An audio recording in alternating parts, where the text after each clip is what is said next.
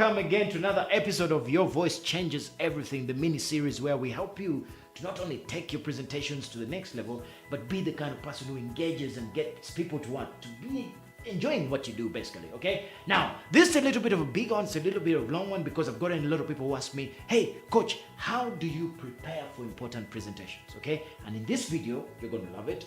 You're going to get to know how world-class people prepare, okay? Now, everybody has got a different way of preparing, but there are certain fundamentals that you gotta have when you're beginning to prepare. Now, number one, you must always make sure that your why is deep.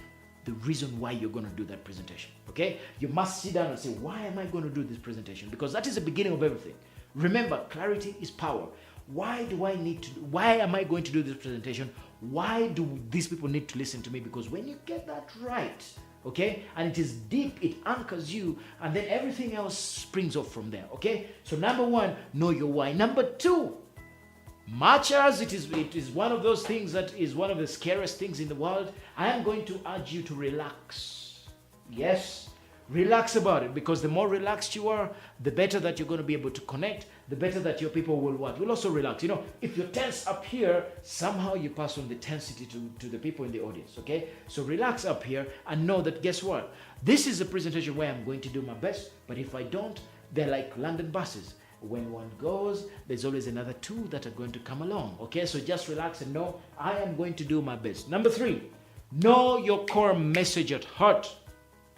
What are your three takeaways, okay? These ones, you don't need to cram them. You don't need to, just know every presentation, what are the three top things that these people must take away, okay? And then write them down in your preparation. No, you know what? I have a 1 hour presentation, but the most three important things, the core of my message is they got to take this and this and this away. When you have those, then the preparation starts to take what? To take shape, because you have your core three things where you say, even if I am cut short, these three things would have been passed on to the audience, and I would have done my job. Next is learn to prepare using large notes, okay? Get an opportunity to write big, large notes and print them out, but only print pointers, okay? You write your big pointer, you know, it's like on a PowerPoint, you write your big pointer, and then you have, you know, the rest of your information up here. You know what you're going to talk about. That's why it is important to have your why initially, okay? Why? It will help you to be able to what? To fill in the gaps, okay? So prepare big notes where you know, okay, this one reminds me to teach this. This one reminds me to teach this, okay? I can have 3 points and then I'll do a 2-hour presentation with just 3 points. Why? Because I know I'm going to fill in the stories, I'm going to fill in the exercises, I'm going to fill in where I need people to engage, and, you know, so get to know your 3 points, okay?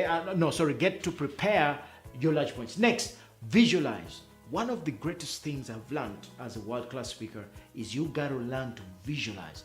Visualize yourself giving a great presentation. Visualize yourself from the start to the end. Visualize a round of applause. Visualize every bit of that presentation. See your movement. See how you're going to ask questions. It's amazing how that comes together. You know, I always tell people, when you ask the universe of something, somehow it complies and gets together to support you. So visualize, rehearse from top to bottom, from the beginning to the end. After visualizing, the next point obviously is what? Practice out loud, okay? If you're just starting, practice out loud, get a room, walk and go through your points, go through your 3 big points, you know, go through it, rehearse, speak out loud, listen to yourself. If you have a recorder, listen to yourself, listen how you feel. Do I like that voice? Change it, do what you have to do, but practice out loud often, you know, especially the opening and closing, okay? Actually, over-rehearse those two. Over-rehearse, do a lot more on the opening and the closing, okay? Why? The opening, you hook. The closing, you round it off so that people leave empowered or energized to go and do what they have to do, okay? Next, go early to the room and mark it. You know, have you seen when you take your dogs out, or when you just see dogs out there walking around, okay? When they walk around, they stop somewhere and they piss everywhere, okay? Why? They're marking their territory. It's the same thing. I don't suggest you go and piss in the room. Come on, coach. But I suggest go to the room. And this I learned from from Bo Eason, one of the greatest movement coaches ever. He says, go to the room and walk around. I like to go early, preferably the night before. I walk around the room, I go, and it's like I'm zenning out the room. I'm feeling the room, I'm leaving my mark everywhere. So next day when I come in, I feel I am part of the room, okay? Do the same. Go early and mark the room and zen it out. Next, minimize the use of notes, okay? Most of the time people will be there and they have this little thing in front of them and they're constantly every time you look down on your notes, guess what?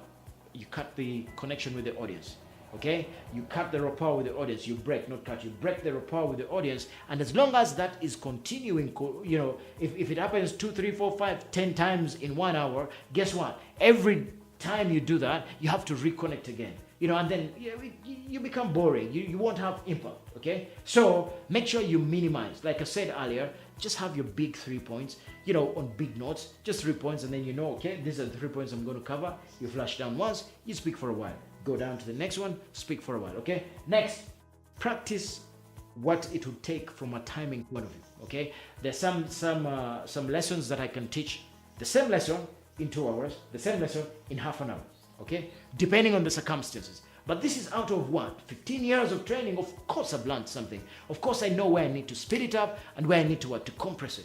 But if it is your first presentation, go through it, time it, okay? Say, okay, I want to time myself. How long does it take me to do this segment?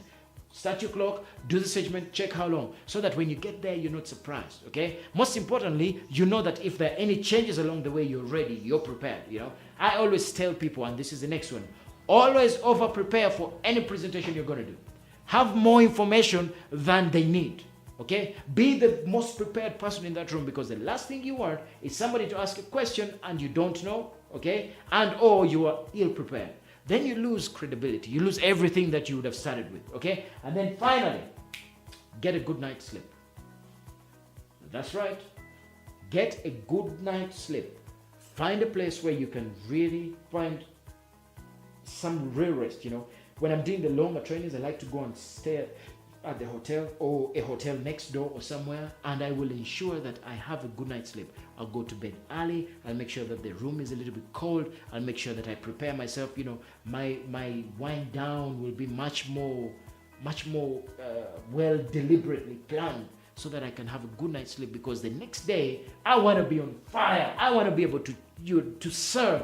I want to be vibrant. Why? Because being that way, I will be able to serve my audience better. They'll be able to get more. Most importantly, I would have done what I was there to do, to be at my best, so that I can inspire others to be at their best. So, as you always know, ladies and gentlemen, I hope you enjoy this stuff. I hope you're taking notes. I hope you're becoming better and you're getting out there and taking your message out there and making a difference, because that is what life is about. As usual, every day in every way, live strong, live with passion, and know that you have the audacity to live life on your own terms. Until next time, remember, your voice changes everything.